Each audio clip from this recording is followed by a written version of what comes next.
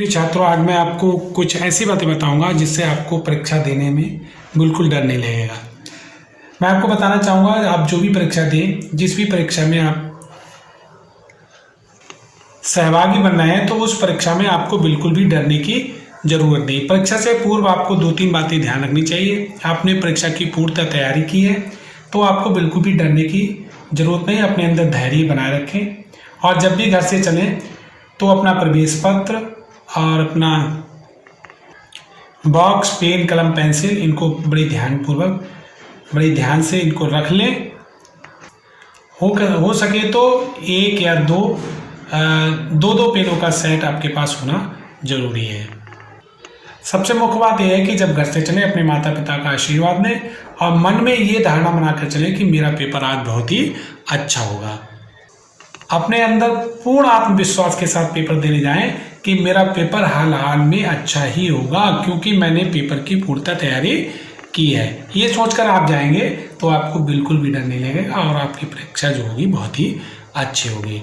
अब मैं आपको हिंदी की परीक्षा के बारे में बताता हूँ कि हिंदी में कोई भी परीक्षा हो तो उसमें सबसे पहले गद्यांश दिया जाता है। गद्यांश क्या होता है? गद्यांश एक गद्य का अंश होता है, यानी जो आपका पाठ दिया होता है उस पाठ में से एक गद्य का अंश होता है और उस अंश में 2 तरह के क्वेश्चन पूछे जाते हैं। एक क्वेश्चन पूछा जाता है जिसमें आपको व्याख्या पूछी जा सकती है और दूसरे गद्यांश इस तरह का पूछा जाएगा कि मान लो गद्यांश दिया गया है और उस गद्यांश के नीचे प्रश्न दिए जाते हैं। उन प्रश्नों का आपको आंसर लिखना होता है।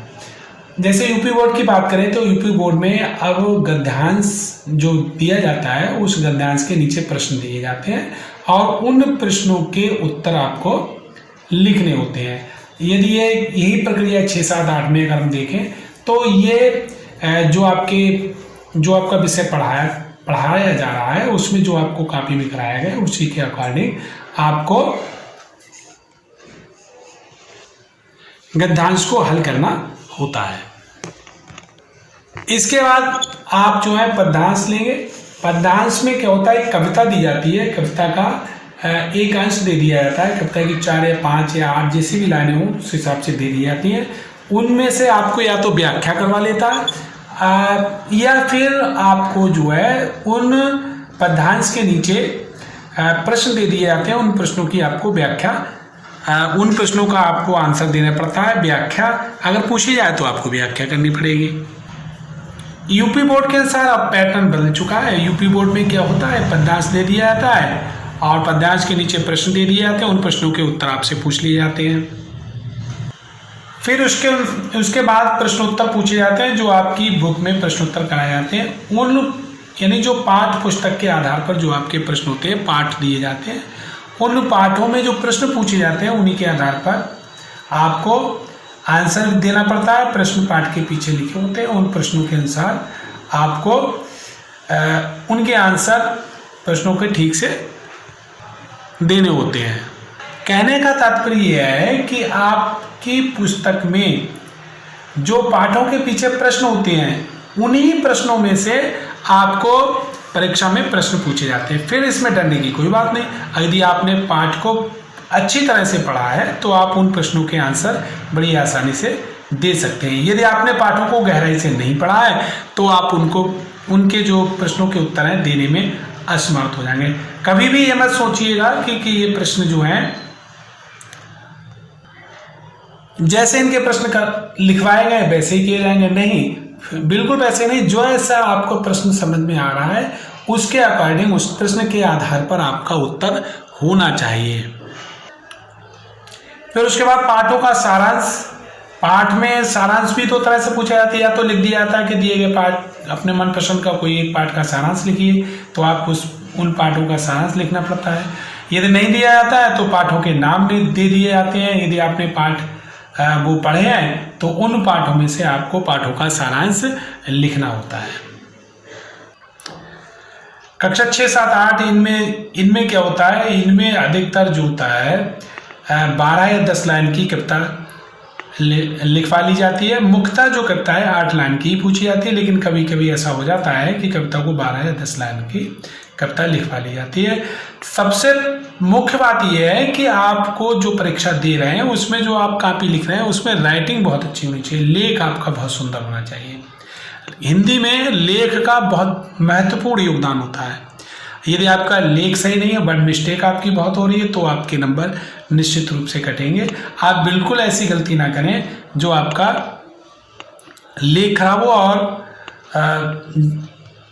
शब्दों की गलतियां आपकी कॉपी में ज़्यादा हो। अब बात हम करते हैं पाठों में जो शब्द अर्थ होते हैं उनके अनुसार, आपको पाठों के पीछे जो शब्द अर्थ दिए होते हैं उन्हीं के अनुसार शब्द अर्थ पूछे जाते हैं। तो पाठों के पीछे जो शब्द अर्थ दिए जाते हैं उन शब्द अर्थों को आप अच्छी तरह से तैयार कर लें। उन्हीं शब्द अर्थों में से आपको शब्द अर्थ पूछ लिए जाते हैं। वाक्य प्रयोग भी बुक के पीछे दिए जाते हैं। इन वाक्य प्रयोगों को करते समय आपको उनका वाक्यों का अर्थ और उनका प्रयोग बहुत अच्छी तरह से सोच समझकर करना चाहिए। यदि पाठ के आधार पर वाक्य प्रयोग है तो बहुत सुंदर है, नहीं तो आप वाक्य प्रयोग अपने आधार पर भी कर सकते हैं।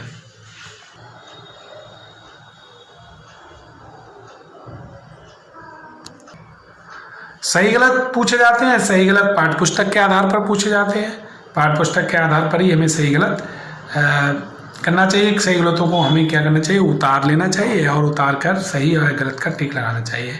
रिक्त स्थान दिए जाते हैं, रिक्त स्थानों को भी हमें अच्छी तरह से पाठ्य पुस्तक के आधार पर ही रिक्त स्थान तैयार करना चाहिए। कक्षा में इस बात का ध्यान रखना चाहिए कि हमें जो पाठ पढ़ाया गया है उसी के आधार पर हमें रिक्त स्थान भी भरना चाहिए। इन सब चीज़ों का यदि हम ध्यान रखेंगे तो हमारा पेपर निश्चित रूप से बहुत ही अच्छा होगा।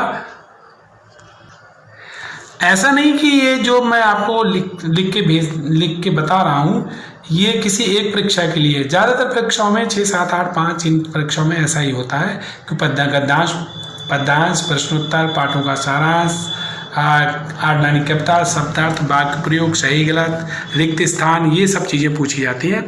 ज़्यादातर पेपर जो होता है आपकी बुक जो होती है उसके पीछे जो प्रश्न उत्तर होते हैं, जो आपका अभ्यास कार्य होता है उसी से ज़्यादातर प्रश्न उत्तर पूछे जाते हैं।